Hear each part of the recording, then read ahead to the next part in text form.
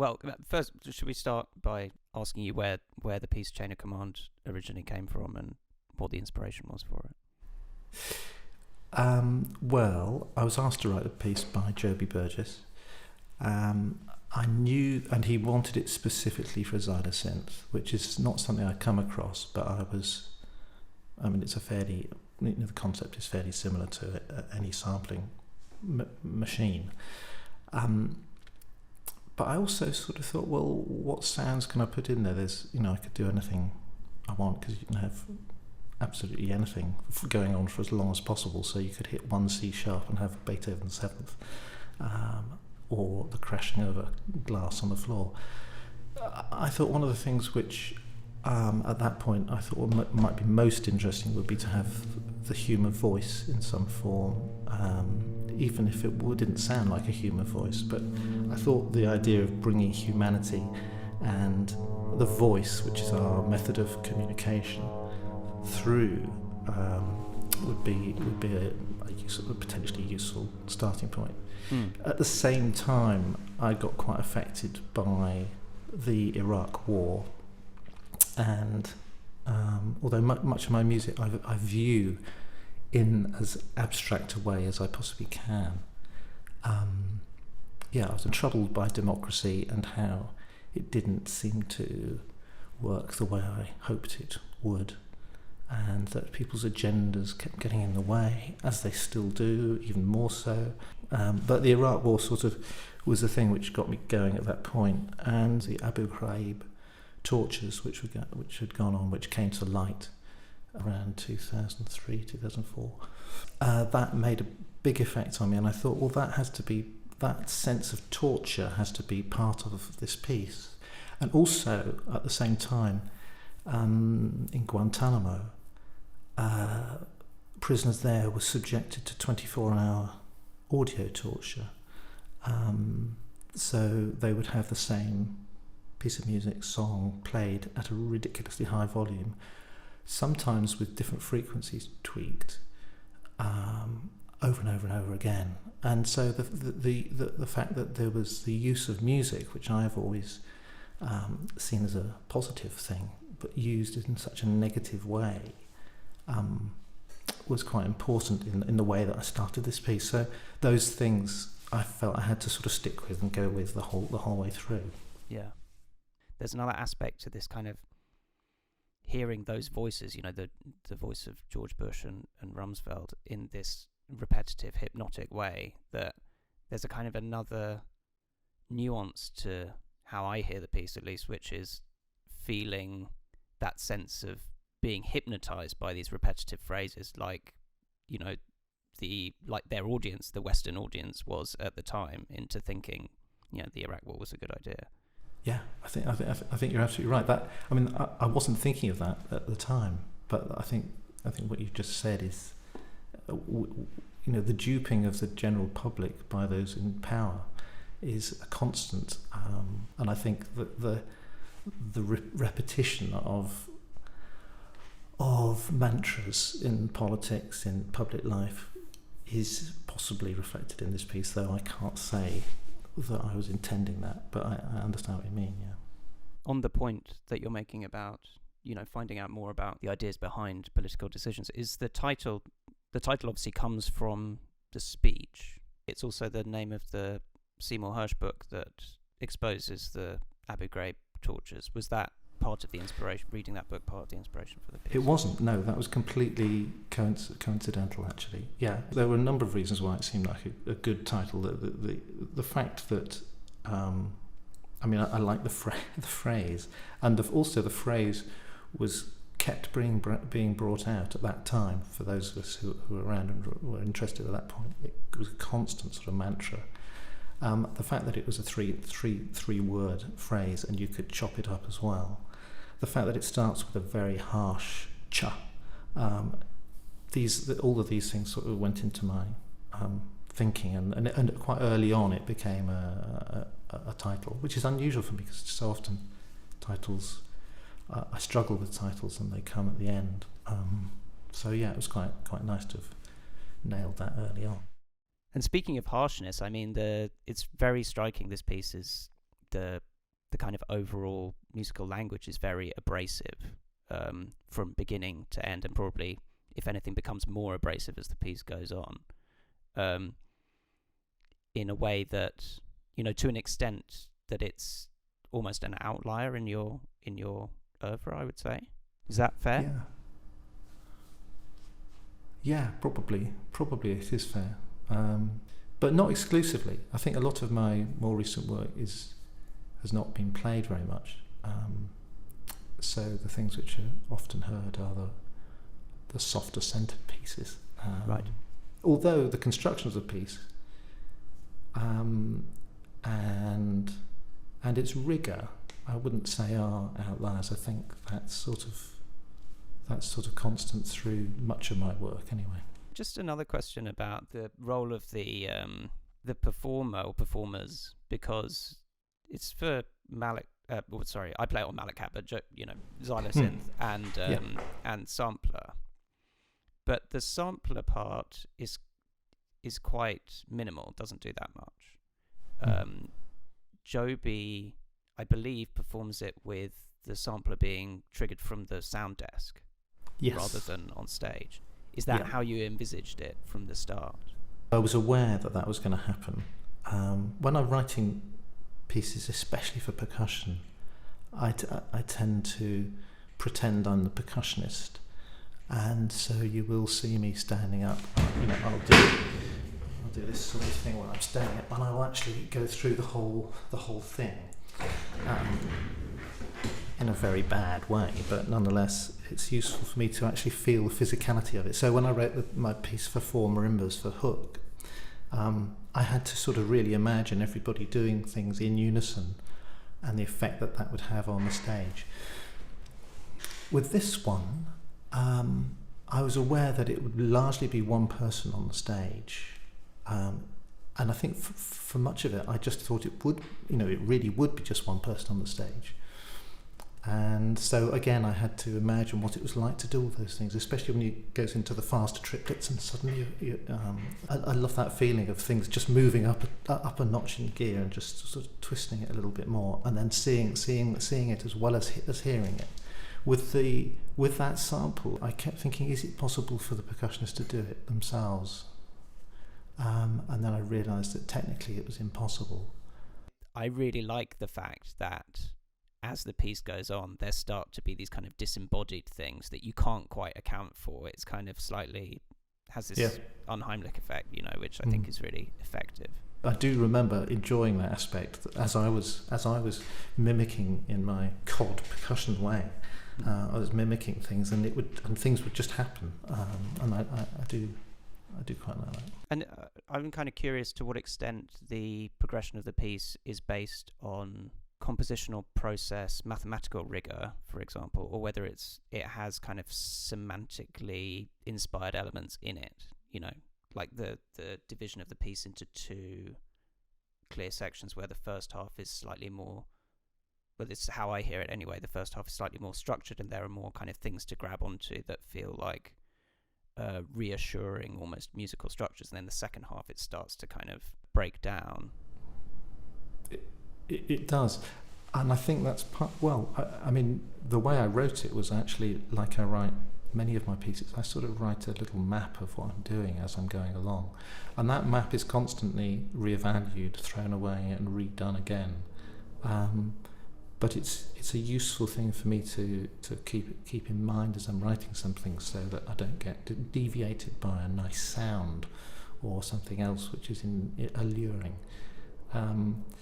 And as I've got more experienced as a composer, I suppose, the map, which I used to hold very, very close to when I was younger, that's become less. I don't feel the need to adhere to that quite as rigorously as I may once have done. So it was a bit of a balance between thinking about how I'm going to juxtapose these elements, the mathematical rigour which I might wish to put into things, and the fact that also I thought, well, actually, let's not just be tied by that. One of the governing principles was, as you rightly said a moment ago, was sort of the gradual. Well, you didn't quite say it like this, but I think you meant the gradual sort of ramping up of tension, and it starts off pretty brutal, and it only gets a bit more brutal, really, as we go through. So, and that actually became more of an overarching principle rather than the maps which I'd got in place, perhaps. And so I was quite happy to have a more constructed opening half, if you like, or opening third, I suppose. I feel I split it into sort of three parts, but it could easily be a half anyway. But the first third is pretty constructed, and then there's a lessening of that, and then at the end it just sort of takes its own journey a little bit. It's a bit like that anyway. And the thirds you think of, the first third is that up until the long backward speech section? Yeah, I think when the yes, and that's partly because when I started the piece, I thought, well, I'm not going to do any treatment to any of the sounds.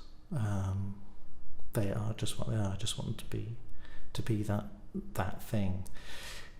But as I got into the piece, I realised that there's a few places where I wanted to do something, and we do have some reversal of some of the phrases. But I mean, it's very few actually. Most of what you hear is quite simply what came out of somebody's mouth. And there's some slowing down.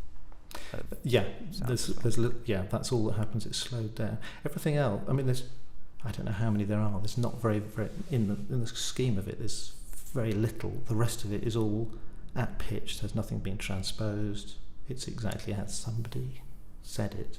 So part of me felt very guilty. I had to have a few days where I was thinking, you've sold out. You've just ruined it by actually tweaking it. You shouldn't have done that just because it sounds better. But I'm comfortable with it now. But it was it was important to not treat those sounds and make them more pleasant. It was important that they just were as they were. So nothing's been added to it, that I haven't EQ'd the sounds on the whole. They're just lo-fi, sort of chop it up, bung it on, Yeah, the changes that have been made seem to tend to make them less pleasant rather than more pleasant. Yes, I think so. Of course, like all composition involves pressure, and you want to make a good piece, but I guess that because there's a motivation behind the piece that isn't, it's not purely musical, there's a kind of semantic content in the piece as well. Is that an additional pressure when you're composing a piece like that to sort of do justice to the idea? Oh yeah, I mean, if the idea, if the idea is important, then I have to try and do justice to it, and I don't always manage to do that because something else gets in the way. But it was a very strong, for me at least, it was a very strong idea, starting point, and that had to be there all the way through. And so you do sort of, I needed to put pressure on myself to make sure that I followed that through. And yet I don't want to be preachy. I don't want to say this is the way the world should be. This is my opinion on the world. So in some of the works which I'm doing, I sort of hope that I'm leaving it to I'm just putting stuff out there and just raising questions, maybe, because I feel perhaps that's quite a good thing to do. But it's really weird because even as I say this to you, I think, well, yeah, but when I'm actually writing a piece, how much am I thinking about this when I actually get into it? Because much of the time I will be trying to create the best piece possible within the parameters which I set myself.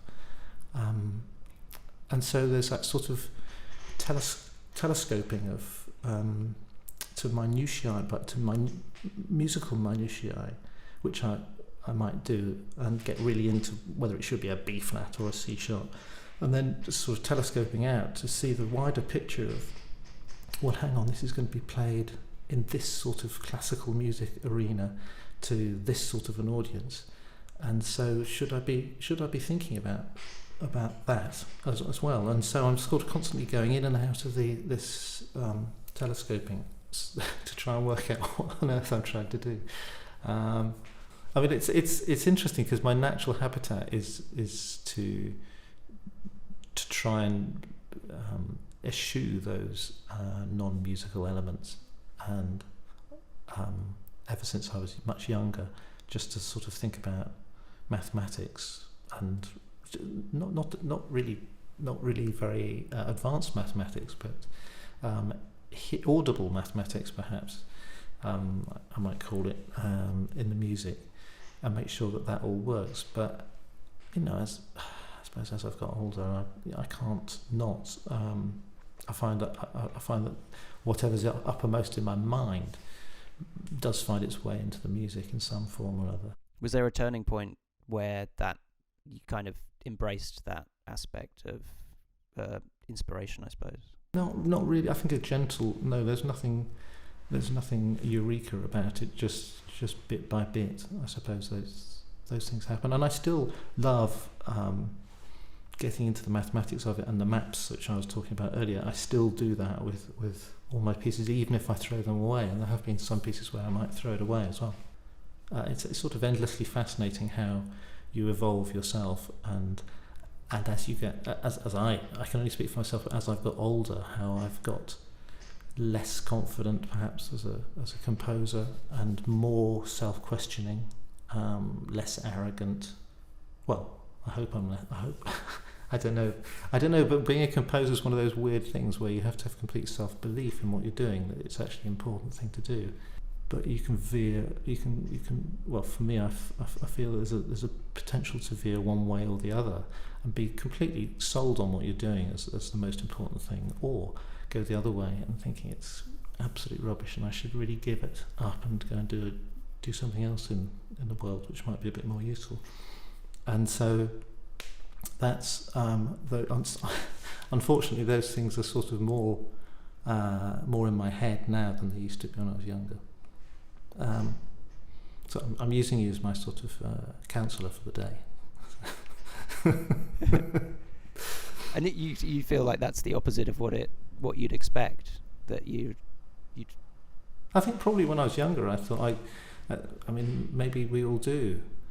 When you're younger, you sort of imagine you'll get something sussed by the time you're a bit older, and you see those people who are older, and you think they've probably got it sussed, whatever it is. And whether I'd agree with it or not is another matter.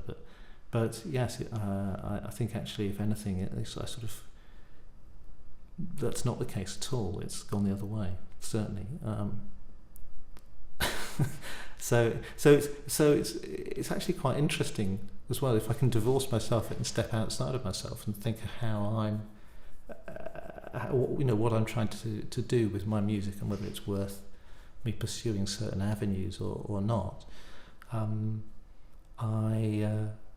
I look at myself and I think, well, I'm interested to know where this guy's going to be in 5 years. Is he going to be? Will he have stopped writing because that's the way he's thinking at the moment? So yeah, so it's quite nice that I'm interested in what I'm going to do, I suppose, and maybe it should be.